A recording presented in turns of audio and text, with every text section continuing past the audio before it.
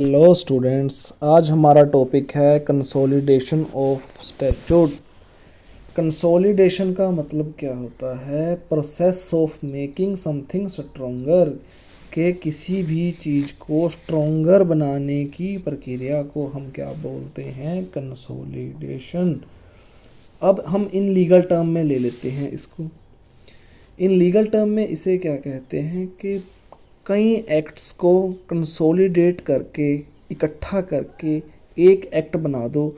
जो for example मान लो 10 acts को हमने कंसोलिडेट करके एक एक्ट बना दिया, और वो एक्ट इफ़ेक्टिव होना चाहिए और उसमें हर इम्पोर्टेंट चीज़ होनी चाहिए जो वो 10 को हमने कंसोलिडेट करके एक बनाया है। तो पर्पस सॉर्ट आउट होना चाहिए प्रॉपर, तो तभी कंसोलिडेशन ऑफ स्टैट्यूट वैलिड है, तभी उसका फ़ायदा भी है। अब कंसोलिडेशन ऑफ स्टैट्यूट्स का मतलब ये होता है कि जैसे हमने कई स्टैट्यूट्स को इकट्ठा करके एक बना दिया, अब जो बन के आया उसको क्या बोलते हैं? उसको बोलते हैं कंसोलिडेटेड स्टैट्यूट, कि ये इकट्ठा करके बना हुआ स्टैट्यूट है भाई। तो अब इसको बनाने का पर्पस क्या है? इसको बनाने का पहले तो यही पर्पस है कि जैसे मार्केट में 10 चीज़ें एग्जिस्ट कर रही हैं कि कन्फ्यूज़न और इफ़ेक्टिवनेस।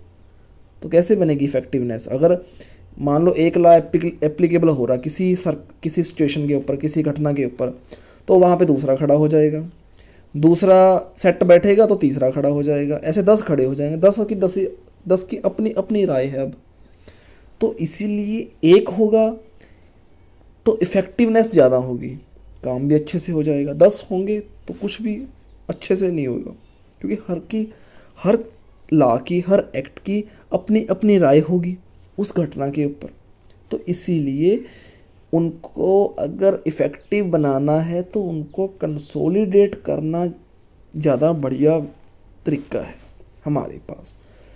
और एक चीज़ ध्यान में रखनी है जब हमने कंसोलिडेशन ऑफ स्टैट्यूट्स करनी है, वो क्या है कि हमने चेंजिंग सोशल सर्कमस्टांसेस को हमेशा अपने दिमाग में रखना है। वो क्यों? वो आपको आगे पता चलेगा। अब 3 तरीके से कंसोलिडेशन होती है। There are mainly 3 kinds of consolidation. सबसे पहले कंसोलिडेटिंग विदाउट एनी चेंजेस। मान लो हमारे पास 10 एक्ट हैं, उनको इकट्ठा किया और एक एक्ट बना दिया। हमें कोई ज़्यादा उसके बीच में मॉडिफिकेशन करने की ज़रूरत दिखाई नहीं दे रही, मतलब थोड़ी बहुत भी दिखाई नहीं दे रही, कि एज इट इज़ इकट्ठा किया और एक बुक में लिख दिया सबको, और उस बुक को एक स्पेसिफिक नाम दे दिया कि इस बुक का ये नाम है, और वो इफ़ेक्टिवली काम कर रहा। ये होता है कंसोलिडेटिंग विदाउट एनी चेंजेस। अब दूसरा क्या हो? Consolidating with minor changes. इसमें क्या है? अब इसमें ये है, अगर हम कंसोलिडेट इकट्ठे करते हैं 10 कानूनों को, उसमें से अगर हमें किसी का कुछ काटना पड़ जाए, किसी का थोड़ा बहुत मॉडिफाई करना पड़ जाए, मतलब माइनर माइनर चेंजेस करके सबको इकट्ठा कर दिया, तो वो इफ़ेक्टिव बन गया। अब हमारे पास तीसरा आ गया। तीसरा क्या है? Consolidating with proper amendments. Proper amendments में क्या है? कई बार मेजर चेंजेस रिक्वायर्ड होती हैं। जैसे कोई मान लो 10 हैं, किसी मतलब 10 लॉज हैं, वो किसी इवेंट है जो घटना के ऊपर लागू हो रहे हैं, 10 के 10, और वो 10 के 10 अपने आप में सब प्रॉपर हैं, मतलब कि स्ट्रोंगर हैं, कॉम्प्लेक्स हैं, लैंग्वेज कॉम्प्लेक्स है।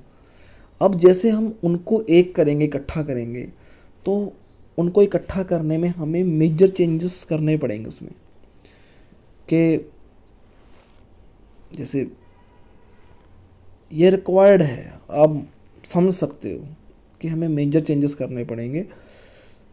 कुछ भी हो सकते हैं हालात, देखो उन हालातों को नज़र में रखते हुए मेजर चेंजेस की ज़रूरत पड़ जाती है। तो इसीलिए प्रॉपर अमेंडमेंट्स करनी पड़ती हैं उनको कंसोलिडेट करने के लिए। ताकि वो इफ़ेक्टिवली काम कर सके, क्योंकि मेन तो हमारा काम ही करना है ना, बस यही है। Thank you students, thank you very much मेरे को सुनने